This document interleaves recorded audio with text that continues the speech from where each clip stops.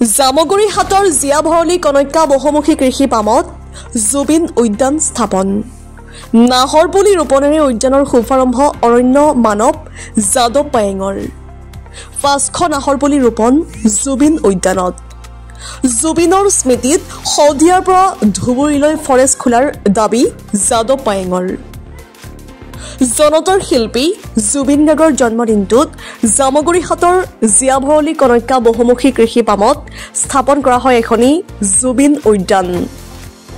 নদুৱাৰ সমষ্টিৰ বিধায়ক পদ্ম হাজৰিকাৰ নেতৃত্বত কনক্কা কৃষি পামৰ ১০০ বিঘা ভূমিত স্থাপন কৰা হয় এই জুবিন উদ্যান।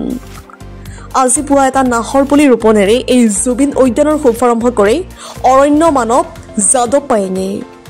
যাদৱ পায়েঙৰ লগতে সমষ্টিটোৰ শতাধিক যুৱক মহিলাই প্ৰায় ৫০০ নাহৰ পুলি ৰোপণ কৰে জুবিন উদ্যানত।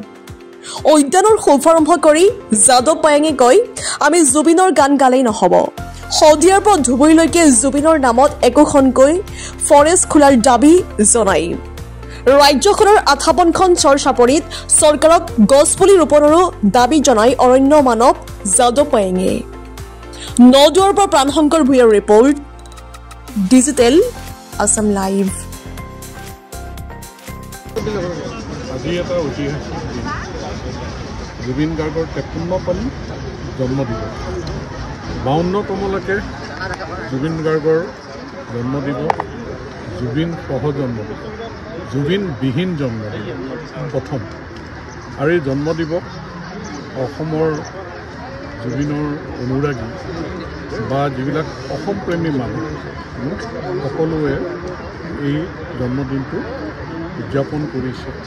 দুখৰ মাজৰে জুবিনৰ স্মৃতি যুগমীয়া কৰিবৰ কাৰণে, জুবিনক জীয়াই ৰাখিবৰ কাৰণে আজিৰ দিনটোত সংকল্প লৈছে। গতিকে আজি আমিও ভৰলী পৰিয়া কন্যাকা এই বহুমুখী পামে এইকাৰণেই জুবিন গাৰ্গক আমি স্মৃতি যুগমীয়া কৰি ৰাখিব বিচাৰিছোঁ, আমাৰ মাজত ৰাখিব বিচাৰিছোঁ যে জুবিন গাৰ্গৰ স্মৃতি এই ভৰলী পৰিয়া কন্যাকা বহুমুখী পামত আছে।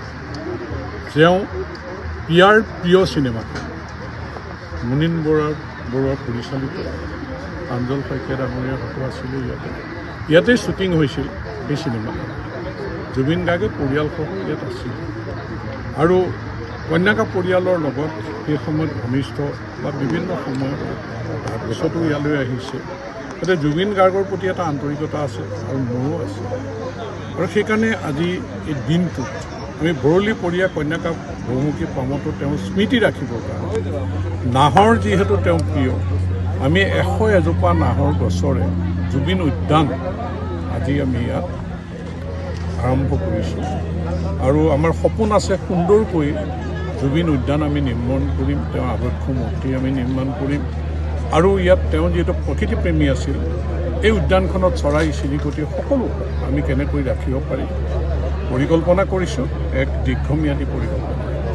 প্ৰকৃতিপ্ৰেমী জুবিন, কণ্ঠশিল্পী জুবিন, জাতীয় প্ৰেমী জুবিন, গতিকে অসমৰ সম্পদ, অসমৰ মানুহৰ হিয়াৰ আমত আমাৰ সকলোৰে হৃদয়ত আছে।